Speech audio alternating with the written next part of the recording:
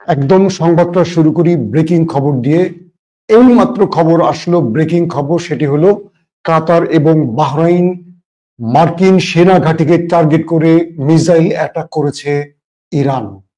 আবারও বলছি, কাতার এবং বাহরাইনের মার্কিন সামরিক ঘাঁটিকে লক্ষ্য করে মিসাইল অ্যাটাক চালিয়েছে Iran.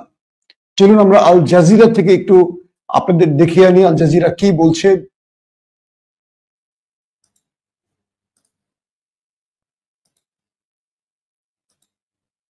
Most of the ones that were launched previously towards Israel. We've seen several interceptions, at least in Doha, from the air defenses. However, now we know more of attacks also in Iraq, in Bahrain. At least there are sirens that were reported in Bahrain. So it seems that most of the American bases in the region are currently under attack or have been under attack in the past.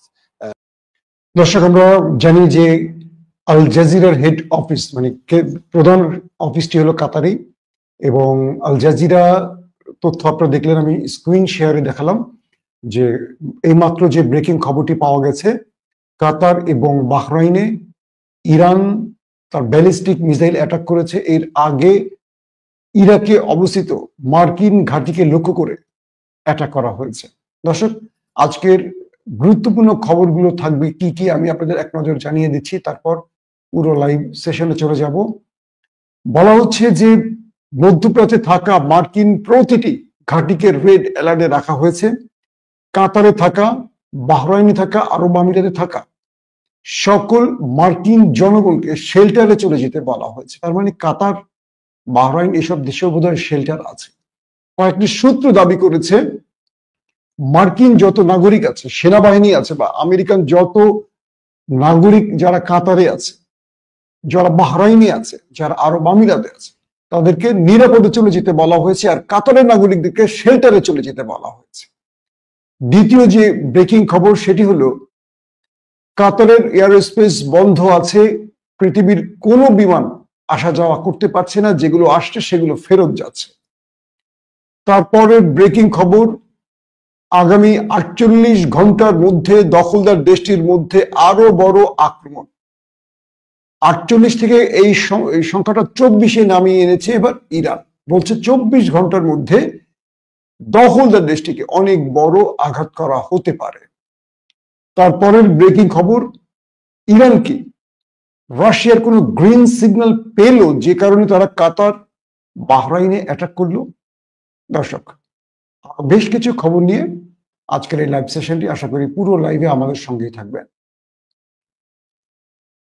প্রথম যে বিষয়টি দিয়ে আমি শুরু করতে চাই সেটি হলো, আজ সারাদিন জল্পনা কল্পনা ছিল ইরান কি মধ্যপ্রাচ্যে আক্রমণ করবে। যতগুলো সোর্স আমরা বা সূত্র পেয়েছি, প্রত্যেকটি সূত্রই বলছিল কাতারে এবং বাহরাইনে আক্রমণ করতে যাচ্ছে ইরান। প্রথমে যে আক্রমণটি হলো সেটি ছিল ইরাকের মার্কিন ঘাঁটিকে লক্ষ্য করে, দুঃখিত, সিরিয়ার হাসাকা প্রদেশে একটি মার্কিন ঘাঁটিকে লক্ষ্য করে। তবে সেই আক্রমণটি কারা করেছে এটা এখন পর্যন্ত প্রকাশ্যে আসেনি। বলা হচ্ছে মার্কিন ঘাঁটিকে লক্ষ্য করে রকেট অ্যাটাক চালানো হয়েছে, ড্রোন অ্যাটাক চালানো হয়েছে, এবং সিরিয়াতে ব্যাপক বিস্ফোরিত হয়েছে। এই অ্যাটাকের পর প্রচন্ড আওয়াজ শুনেছে পুরো অঞ্চল জুড়ে মানুষ। এবং সেই হাসাকা প্রদেশে মার্কিন ঘাঁটির কি পরিমাণ ক্ষয়ক্ষতি হয়েছে, কতজন হতাহত হয়েছে, এই ব্যাপারে নিশ্চিত করে কোনো তথ্য কোনো পক্ষ জানায়নি। এরপরে দেখা গেছে মার্কিন সেনারা পুরো এলাকা ঘিরে ফেলেছে এবং নিজেদের নিরাপত্তা তারা নিজেরাই তৈরি করেছে। কিন্তু পাল্টা কোনো আক্রমণ আমেরিকার পক্ষ থেকে আসেনি, বা যারা আক্রমণ করেছে তারা কোনো এই বিষয়ে এখনো পরিচয় প্রকাশ করেনি। ধারণা করা হচ্ছে এটি ইরানের প্রক্সি বাহিনী হবে। দ্বিতীয় যে বিষয়টি হলো, আজ সারাদিন কাতার চেষ্টা করেছিল ইরানের সাথে দুতিয়ালি করতে, যেন কাতারে কোনো আক্রমণ না করে ইরান। আমরা আপনাদেরকে একটু জানিয়ে রাখি, মধ্যপ্রাচ্যে যে দেশটির সাথে সবচেয়ে মধুর সম্পর্ক ইরানের, তার নাম হলো কাতার।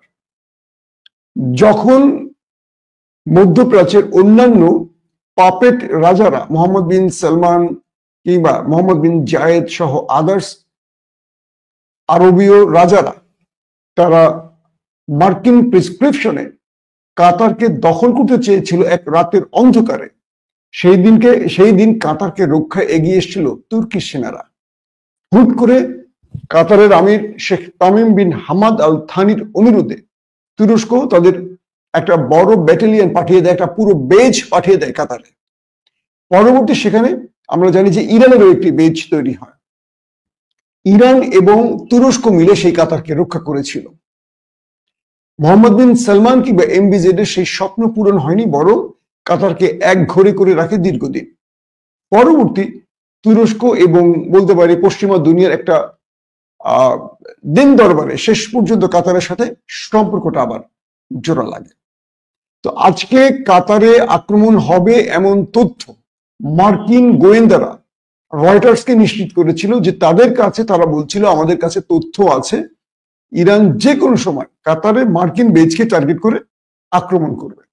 তো সেই হিসেবে আমেরিকানরা তাদের সকল নাগরিককে সরিয়ে নিয়েছে সেই বেজ অঞ্চল থেকে, এবং তাদের যারা অধিবাসী আছে, জনগণ আছে কাতারে, যে মার্কিন নাগরিকরা রয়েছে, তাদেরকে সবাইকে কাতার সরকারের পক্ষ থেকে শেল্টারে চলে যেতে বলা হয়েছে। তার মানে ইরানের পক্ষ থেকে কাতারকে বলা হয়েছে যে তারা আক্রমণ করবে, আর কাতার সরকার সেই হিসেবে তাদেরকে শেল্টারে চলে যেতে বলা হয়েছে। এবং কাতারের 6টি ব্যালিস্টিক মিসাইল শুধু মেরেছে বিষয়টি এরকম না, ইতিমধ্যে 6টি ব্যালিস্টিক মিসাইল কাতারের বেজকে টার্গেট করে মারা পর বাহরাইনেও আবার অ্যাটাক হয়েছে। আপনারা জানেন যে মার্কিন সবচেয়ে বড় নৌ ঘাঁটিটি মধ্যপ্রাচ্যের এটি বাহরাইনে আছে, আর কাতারে রয়েছে মার্কিন সবচেয়ে বড় সেনা ঘাঁটিটি। তো এই পরিস্থিতির মধ্যে এই দুটো জায়গায় ইরান প্রথম অ্যাটাক করেছে। এখন এই অ্যাটাক নিয়ে আমাদের দুটো প্রশ্ন থাকতে পারে। প্রথম প্রশ্ন, ইরান জানিয়ে বুঝিয়ে এই অ্যাটাক করে কি লাভ পেল? অর্থাৎ যে বেসটিতে আক্রমণ করলো, এই বেসটিতে যদি মার্কিনিরা নাই থাকলো, তাহলে ইরান খরচ করে এই মিসাইল কেন কাতারে পাঠালো? প্রথম। আর কাতার যেহেতু আমেরিকানদের সব শেল্টার জন্য পাঠিয়ে দিল, তাহলে আমরা অগ্রিম বুঝতে পারছি যে এটা কাতারকে অবশ্যই অফিসিয়াল জানানো হয়েছে। তার মানে দুটো জিনিস হতে পারে। এক, আমেরিকানরা ইরানে যে 3টি জায়গায় নাতাঞ্জ, ইস্পাহান এবং ফার্দ 3টি পারমাণবিক স্থানে অ্যাটাক করেছে, এটা নিঃসন্দেহে তাহলে গোপনে ইরানকে জানিয়েছে। ইরান জেনেই তার ইউরেনিয়াম সরিয়ে ফেলেছে এবং মুখ রক্ষায় ডোনাল্ড ট্রাম্প ইরানে আক্রমণ করেছে। ক্লিয়ার? আমি কিন্তু আমার এটা বোঝার জন্য বলছি, দুটোই হতে পারে, আমি একটি বলছি। দ্বিতীয়ত, ইরানে যেহেতু আমেরিকা আক্রমণ করেছে, সেহেতু ইরানকে পাল্টা জবাব দিতেই হবে, তাই তো? না দিলে ইরানের মুখ রক্ষা হবে না। তাহলে ইরানকে কি করতে হবে? মধ্যপ্রাচ্যে থাকা আমেরিকার কোনো ঘাঁটিকে টার্গেট করে ইরানকেও দেখাতে হবে যে হ্যাঁ, আমরাও জবাব দিয়েছি। তাহলে বিষয়টা উইন উইন সিচুয়েশনে আসে, তাই তো?